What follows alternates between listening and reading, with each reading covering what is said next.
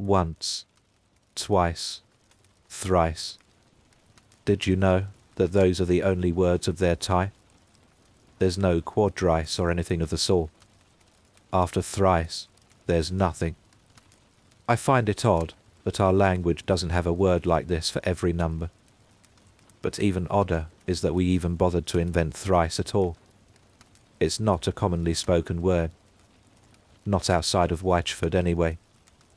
A broken clock is right thrice a day. A spin on a classic saying, yet one with its meaning opaque to outsiders. I invite you to learn of the saying's origin as I walk you through the events that transpired last summer, in a place I can never bring myself to go back to. The clock tower stood tall in the British village of Wychford, visible from any street. Not exactly a huge feat when your village only has 6 streets, but it still stood proudly at the centre. It was always able to see you. Lights behind the clock faces illuminated them at night, easy to mistake for the moon at a quick glance of the skylight. Their harsh white glow, a reminder of the passing minute. The hourly chimes echo this, to those even without a direct line of sight. If anything about Wychford was eerie to newcomers, this clock tower was it. To me, though, it was just there to tell me when my shift ended. The local corner store I worked at had a window directly facing this tower. One day, on a Saturday, at precisely 1:07 p.m, the hand stopped moving. I didn't notice until a customer I was serving chuckled slightly. I can't believe it's been 1:07 for nearly an hour, her sarcastic tone still not cluing into what exactly she meant. I didn't lock on to the joke until she showed me her watch and gestured towards the clock tower. Sure enough, it was 2 p.m, yet the tower told otherwise. Well, I guess it'll be right again tomorrow, I joked. Twice if we're lucky. On her way out, she told me she was going to inform Tobias. I'm sure he already knows, but there's no harm in me just making sure. Tobias was the clock keeper, his house attached to the tower. I've never been inside, so I'm not sure whether he technically lived in the tower or next door. I suppose that depends on whether the buildings connect internally. Either way, the tower was his responsibility, as it had been for the past 50 years, since his father tragically died after falling from the tower. At 5 p.m, as I finished work, I heard the familiar 5 chimes, seeming to confirm that the tower had been fixed. I never stopped to realize that the chimes continued to be eerily missing the rest of the day, nor did I look at the tower. In the morning the next day, as I left my house for a walk in the summer heat, I saw that the clock tower still read 1:07, despite hearing the 3 chimes the day prior. My walk always consists of walking down all 6 streets, stopping to say hello to anyone I pass on the way. It's only a 15-minute walk, unless the conversations delay it. On this day, though, the air felt quiet, even for a small village like Wychford. Things felt particularly more melancholy than normal. By the end of my walk, I hadn't seen a single person. That was as I got to the final street, the one that goes right through the centre of our village, right past the clock tower. I could see Rob, Wychford's lone police officer, standing at the doorway. His hat was held solemnly in his hand, a gesture he reserves usually only for church services. By the time I got to the clock tower, he'd gone to sit in his car. I could hear other officers on his radio, confirming that they were on their way to the location. His car window had been rolled down, so I stopped to say hello. Morning. I spoke with care to remove emotion from my voice. I didn't know what had happened, or how serious the situation was. If something bad had happened, I didn't want to be the oblivious idiot who walks in and asks, "Why the long face?" He seemed to not even notice me until I'd spoken. "Hey, yeah, morning to you too. Is everything okay?" "Yeah." His words not matching his mannerisms. "Well, things will be okay." He looked pale. I didn't know what he had seen, but it had spooked into his core. Before I even got the chance to ask further, he answered with what he knew I was curious about. "We're going to have to announce it soon anyway, so..." He stepped out of his car and stood beside me. 3 bodies were just found inside the gears of the tower, twisted and mangled. I froze at the mental image in my head. It was enough to make me feel sick. I couldn't even imagine how he felt. Did they fall in? Who are they? We don't know anything yet. None of them are local residents. I didn't recognize their faces. At least, not what was left of them. We're treating it as suspicious, but until we investigate further, that's all I can say. As the day went on, more information was released.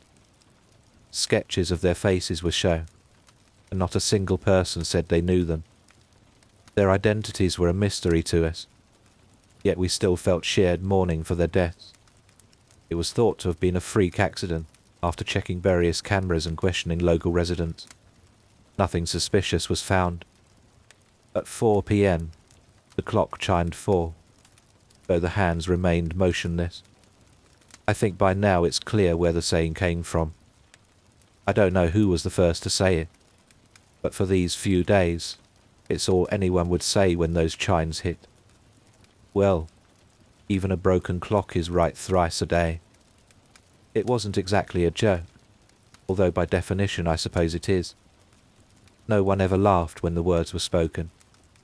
It was more like an absurd observation. The statement itself silently asked the question, but how is it possible for a broken clock to be right thrice a day?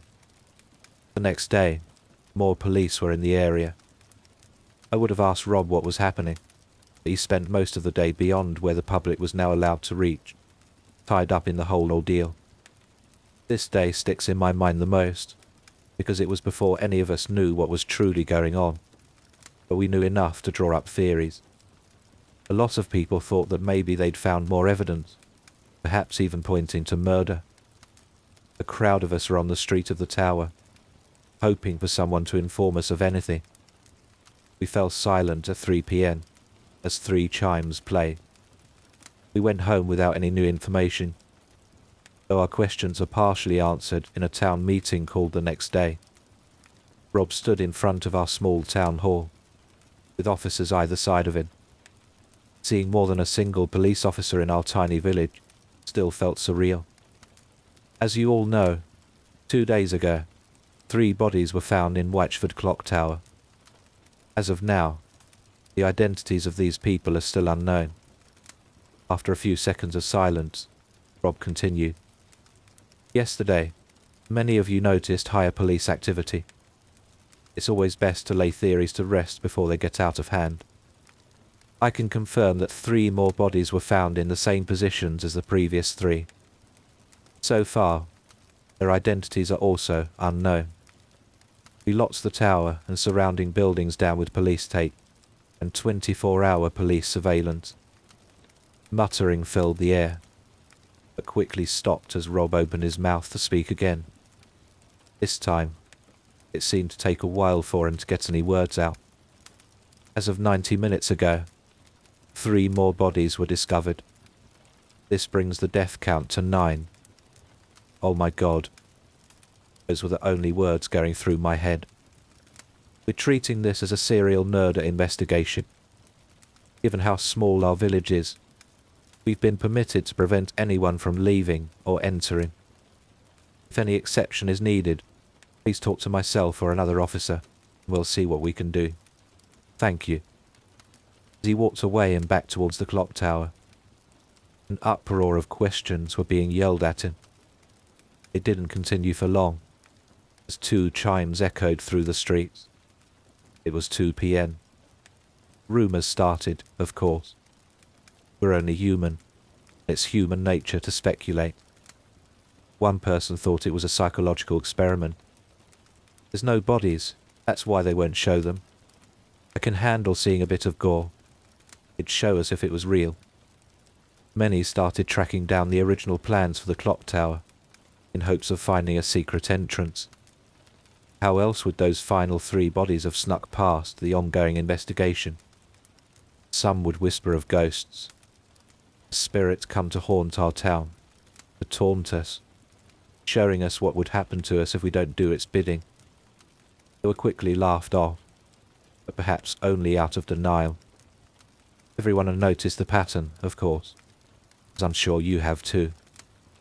The chimes. They started as 5, then 4, then 3, then 2. Were they counting down? It was the 2nd day of this village-wide lockdown, July 6th. I'd decided to head down to the clock tower at 12:55.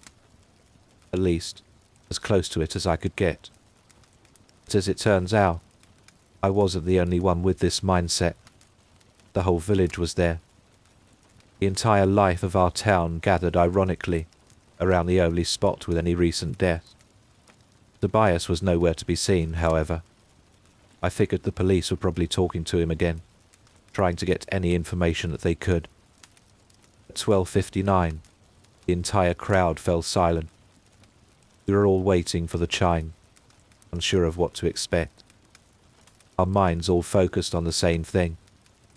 The tower, still stuck at 107.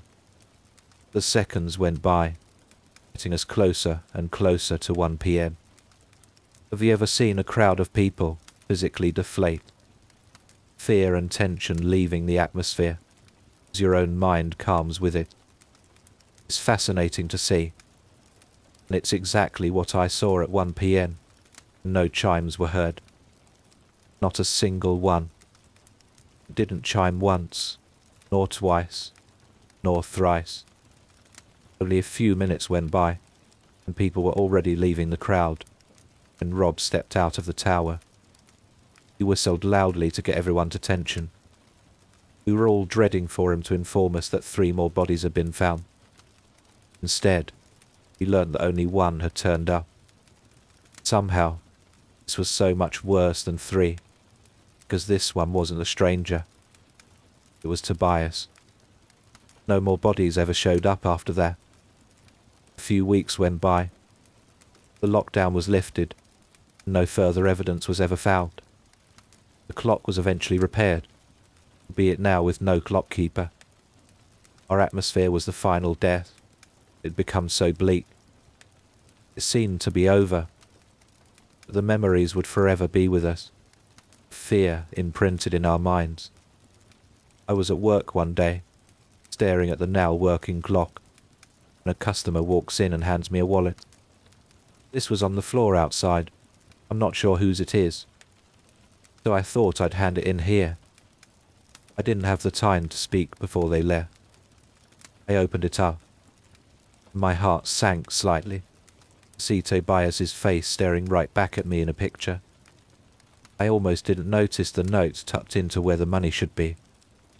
Looking back, I don't know why I didn't consider this private information, or immediately hand it to the police.